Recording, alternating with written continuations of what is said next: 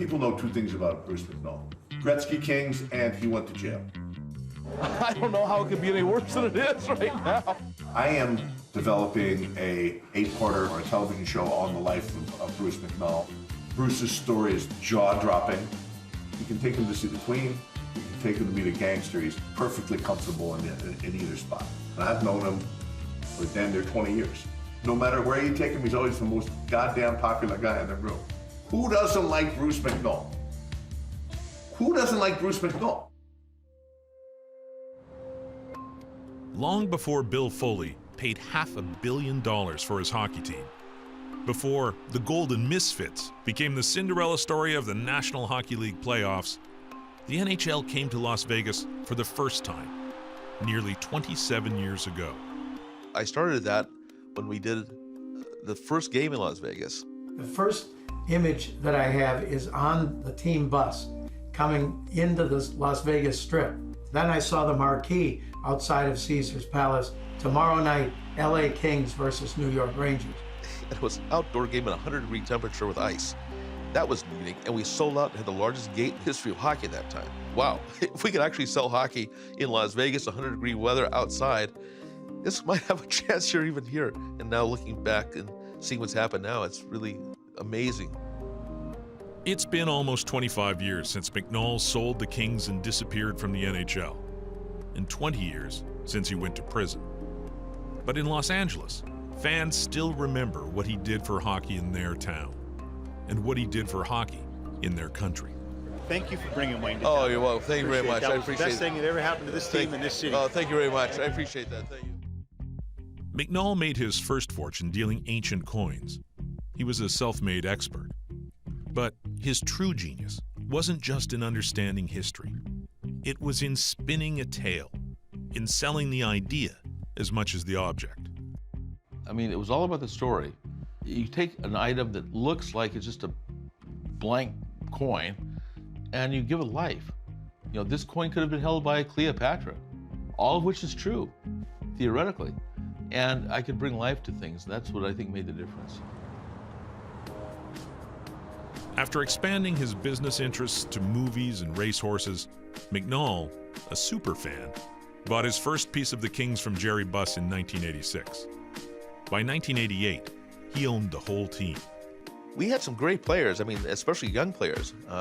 3 of them, Steve Duchesne, Luc Robitaille, and Jimmy Carson, they were all-stars. And so I decided to have a party for honoring Luke and the 2 other guys. It was Spago, and it was the best restaurant in town at the time, so look, everybody wanted to be there. And he literally, it seemed like he had everyone from Hollywood. Paparazzi all over the place. Everybody was taking photos of all the people coming in, except for Luke and the 2 guys, because they didn't know who they were. We were the guest of honor. We were the one being honored. We'd come out of the car, and the paparazzi look at us, and they just put their cameras down. There wasn't one picture taken of us. Well, it taught me that I had to find a way to make those players relevant. And in LA, especially in LA, you really have to have star power. Shortly after he took full control of the Kings, rumors began to swirl about McNall pulling off the unthinkable. He said, tell me what you think of this. Change our colors, and the person to model the new uniform is Wayne Gretzky. I said, if you pull that off, it's going to be unbelievable. Jerry West was general manager of the Lakers at that time, and he said to me, come here. And I went over and he whispered in my ear, the deal is done. We'd like to now to go to the reason you all came, to introduce our new team colors. And when it hit, and it was a bombshell, because, you know, there's few figures in professional sport more iconic than Wayne Gretzky. I mean, everything went crazy overnight. I mean, just literally overnight. It was my first feeling of, wow, this is really bigger than I thought. He got Wayne Gretzky at his prime. No one ever thought that would happen. And then what he did, he didn't just say, I'm gonna keep him here and just worry about he made sure it was shared around the entire North America. He made hockey cool. The idea of seeing the greatest hockey player in the world was exciting even to people who knew nothing about the game. In order to drive extra revenue and sow the seeds for future expansion, McNall turned the Kings preseason into a Gretzky barnstorming tour. Right away, we began doing road trips during the preseason. And we had preseason games all over the place. Tampa, Dallas, everywhere. I remember we played like every city that ended up with an NHL team. We played Phoenix, we played Dallas, Tampa Bay, Miami. We would do literally a tour. We were part of something special where we developed new ground. Boy, Bruce expanded the game.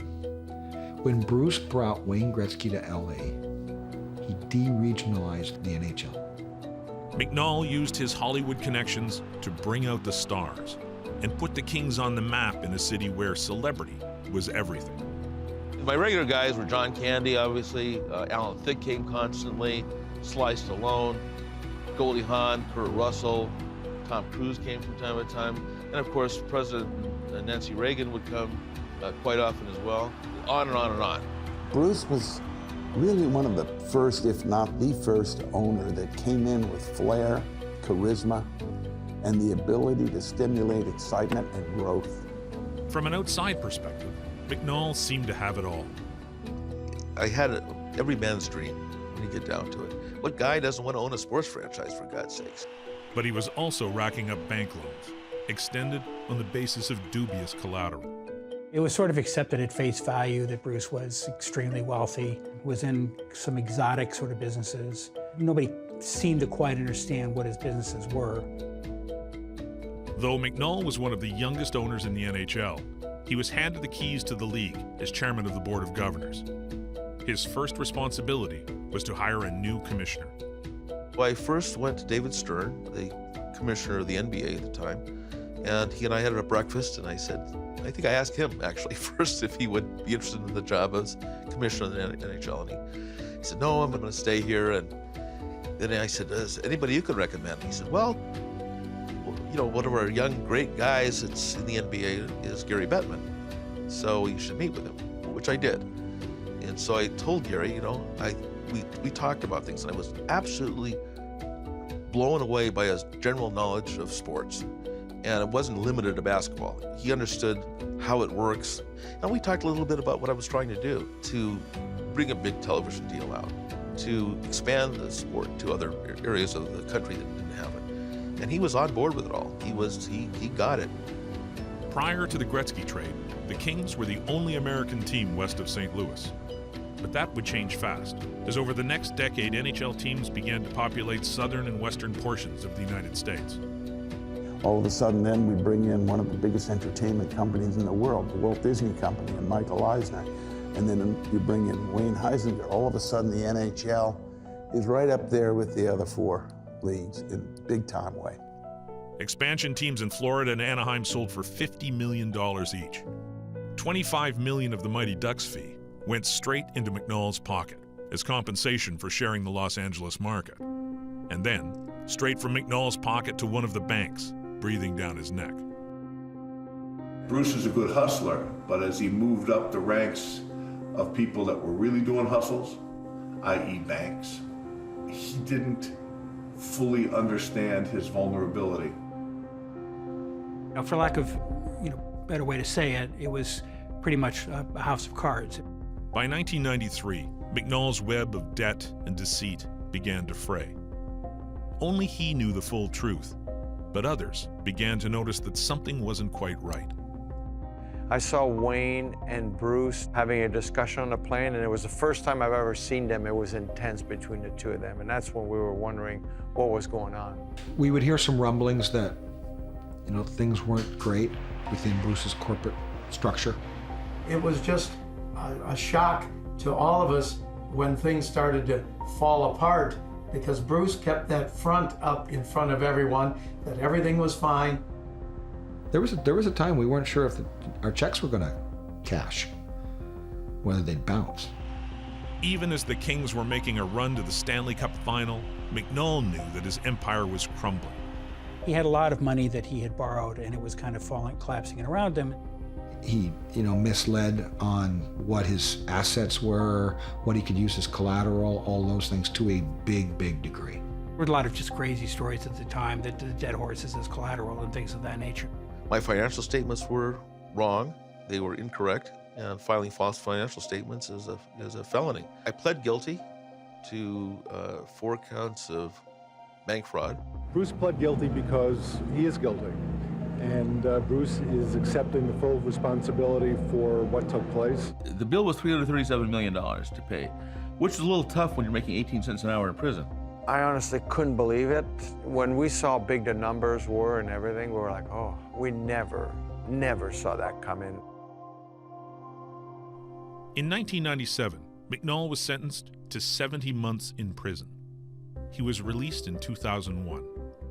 Everybody that was his friend going in, when he came out, is his friend now. That's worth more than money. It was absolutely heartwarming to see the people that had come, and stayed with me. Gretzky didn't have his jersey retired until I was out of prison. He's a very likable guy. I mean, he told a great story. A problem was sometimes it wasn't true. You got it? Donald Trump said to Bruce, when he got out of jail, he said, "You did it wrong. You should have asked for $10 billion. That way they couldn't have let you fail. You just didn't borrow enough money." Today, he's still making deals, though quietly, mostly in the film industry. He lives in Los Angeles and goes to most Kings home games. Old boss man, that's right. For us to have Bruce in the game is very important. I mean, he is part of this franchise, the history of this franchise. The National Hockey League wouldn't look the way it does right now had there been no Bruce McNall. Its map would be completely different. And it's hard to believe the miracle of Las Vegas would have ever happened. Which brings up the uncomfortable question of his legacy and the place where other builders of the sport are celebrated. Do you think Bruce McNall should be in the Hall of Fame? I personally do. I think Bruce had a huge impact on the league today in a very positive way. Yes, it was unfortunate what happened, but it doesn't take anything away from what he did in his 7 or 8 year regime as governor and as owner and as chairman of the league. And I would urge people not to forget that. I think if you go back to other commissioners, if you go back to past owners who are in, I don't know why it wouldn't, if you're going on that body of work. It's an interesting debate. If nothing had happened in my life, I'm sure I probably would have been in the Hall of Fame. But when you have a mistake like that, and it's such a public mistake, I'm not so sure that the Hall of Fame people would embrace this idea. Probably not. Do I think Bruce should be in the Hall of Fame? To tell you the truth, I can't say. But I could tell you this, to develop the game of hockey, I don't think anybody has done more than probably Bruce in a short amount of time. In a short amount of time that he had a say and a really impact, it's truly, truly amazing what he did. So I have a feeling at one point there's going to be a debate about that. I'm not sure anybody's ready for it yet.